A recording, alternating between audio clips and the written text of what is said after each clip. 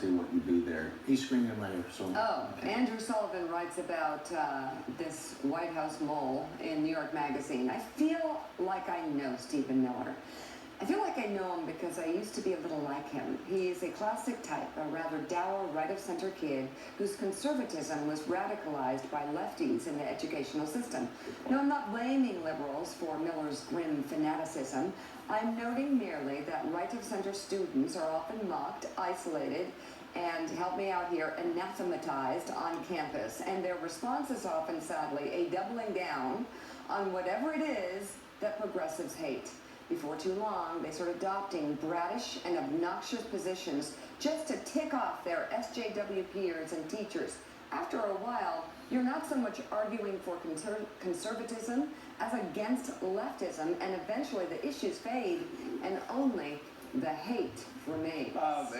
So this is just a brilliant point. Yep. And I haven't said anything Andrew Sullivan's written in years, since he fell deeply in love with Barack Obama and was fawning over Obama for 8 years. I haven't said this about Andrew Sullivan. He so completely nails this. And I know this. Look at me. I went to 2 Southern state schools. Yep. I can't name a single center or right-of-center professor I had in history, political science, English, you name it. They were all Democrats. They all loathed Reagan. I went off to law school. I said the most basic things at University of Florida School of Law, right? Very conservative area. Right. And if you even dared to go a little right of center, a lot of times you got booed in class. And so Mika knew people that were ultimately Dartmouth Review and made a lot of waves. I can tell you though, it gets to a point where whatever you say in class, if you're not left of center and playing to the front, you get booed a lot of times, or you get sneered at, and so pretty soon you just go quiet and let them run roughshod. And people who aren't conservative will never understand this in a million years.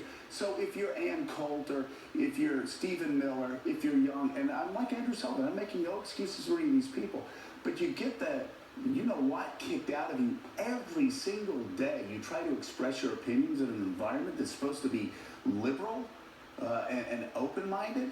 Pretty soon you say, well, listen, if I'm going to Dartmouth and I can't express what 53% of Americans believe in whatever years those were, the late 80s when the Dartmouth Review. So it was a pretty time.